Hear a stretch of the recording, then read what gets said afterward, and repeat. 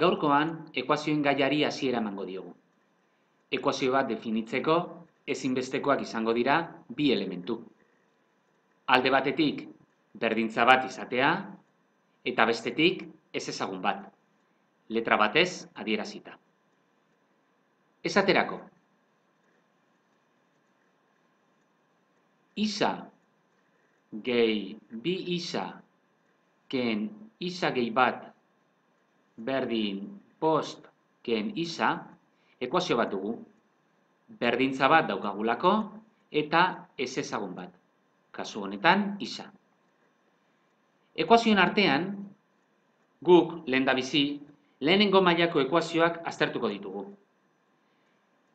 Ekuazio horiek